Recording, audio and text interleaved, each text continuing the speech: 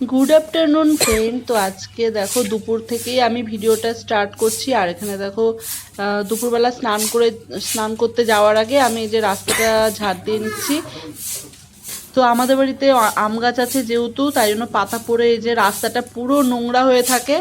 তো তার জন্য দেখো তোমাদের একটু দেখিয়ে দিলাম যে দেখো রাস্তার মধ্যে কীরকম পরিমাণে মানে পাতা পড়ে এত নোংরা হয়ে থাকে। যদি আম গাছটা যদি না থাকতো পুরো রাস্তা পরিষ্কার থাকতো।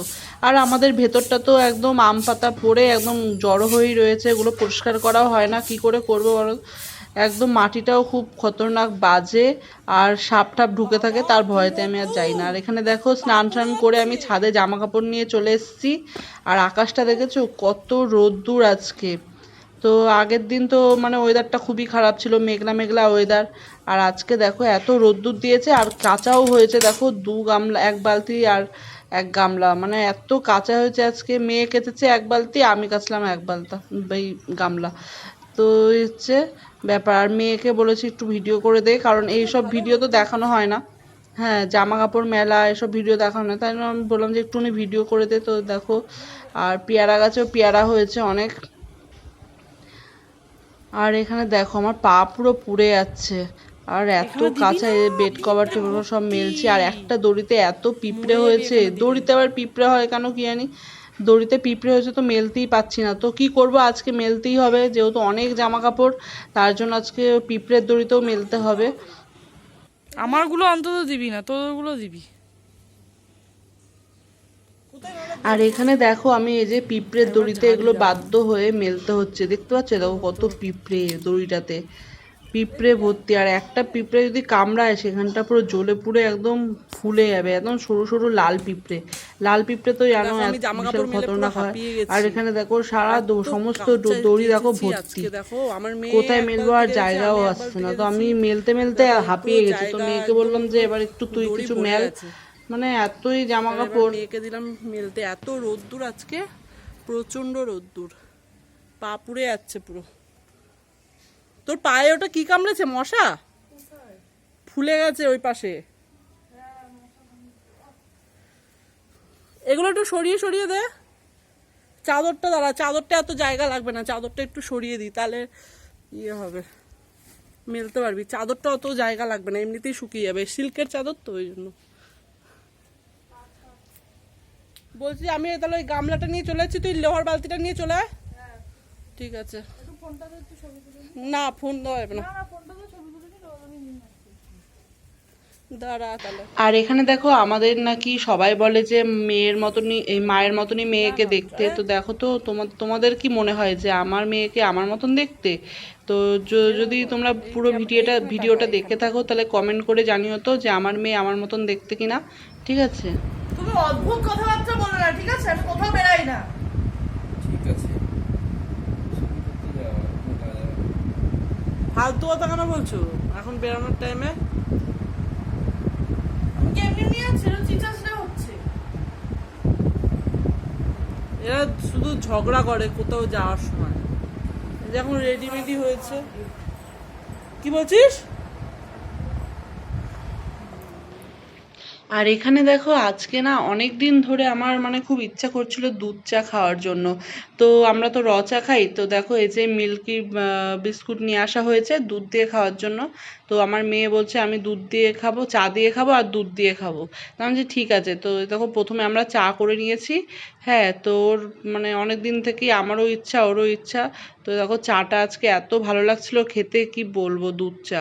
তো আমরা দুধ চা যেহেতু খায় না তাই জন্য হঠাৎ করে একদিন খাচ্ছি, ওই জন্য চায়ের টেস্টটা না ভাল লাগছে। কিন্তু রোজ রোজ যদি দুধ চা খাই একদম ভালো লাগে না খেতে, মানে কি বলবো, অম্বল হয়ে যায়, এ হয়ে যায়।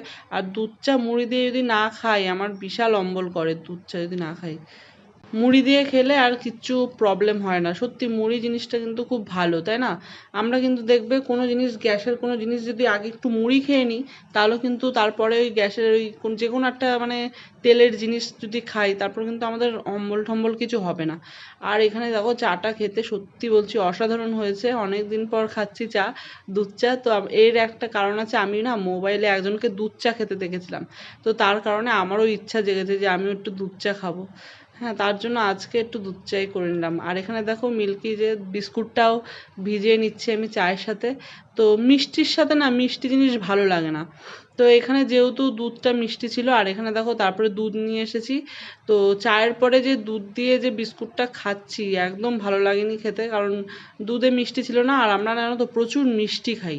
হ্যাঁ, যেহেতু এখানে মিল্কি বিস্কুটটাও মিষ্টি, আবার চাটাও মিষ্টি, আবার কিন্তু এখানে দেখো শুধু দুধ দিয়ে যে খাচ্ছি, দুধে কিন্তু চিনি দিইনি, শুধু দুধ। আর এখানে দেখো বিস্কুটটা মিষ্টি।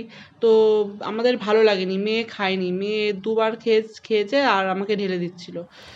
কখন থেকে বসে আছি এখনো মেয়ে আসছে না, দেখবে টাইম দেখবে তোমরা। এই দেখো বন্ধুরা, এখন কটা বাজে? এখন বাজে 8:40, ঠিক আছে। আর ও গেছে হচ্ছে 6টার সময়।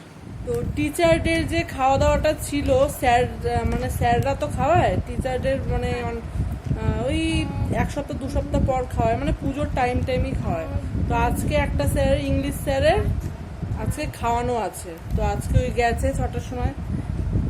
কোথায় যাচ্ছিস? তো এখনো আসছে না মেয়ে। এখন ওর একটা বন্ধুকে ফোন করছি, বন্ধুটার ফোনও বিজি আছে। তো জানি না কি করছে, টেনশন হয় জানো তো, কারণ আমি তো যাই না, ওই জন্য টেনশন হয়।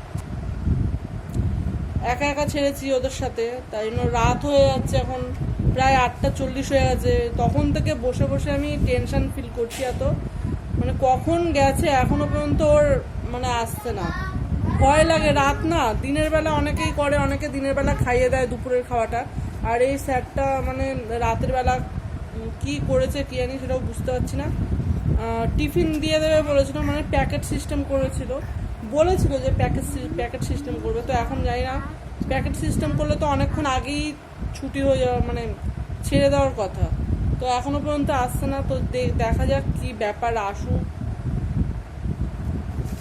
ফোন করছি, ফোন তুলছে না,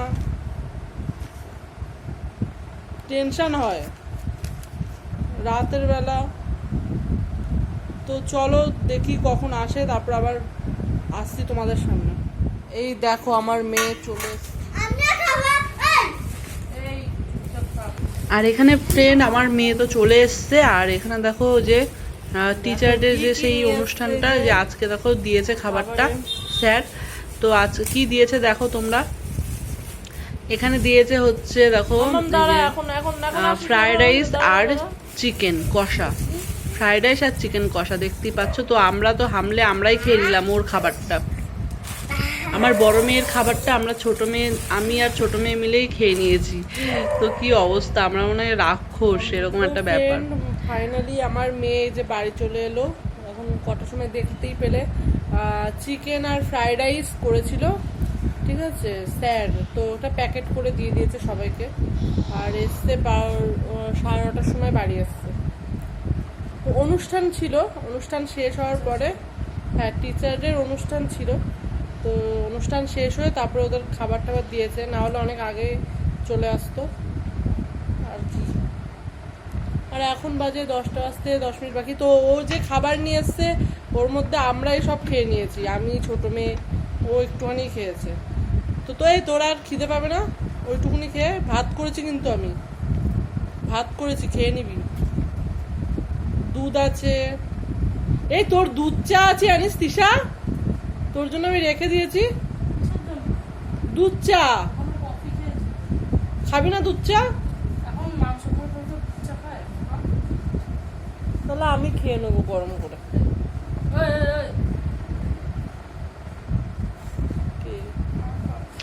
তো চলো ফ্রেন্ড, ভিডিওটা এখানেই এন্ড করছি। তোমরা ভালো থেকো, সুস্থ থেকো, নিজের খেয়াল রাখো। আর ভিডিওটা ভালো লাগলে অবশ্যই সাবস্ক্রাইব করে পাশে থেকো। তো চলো টাটা। তার জন্য আমিই খেয়ে নেবো দুধ চাটা, নষ্ট করলে হবে না, অনেক দামি, অনেকটা দুধ চা।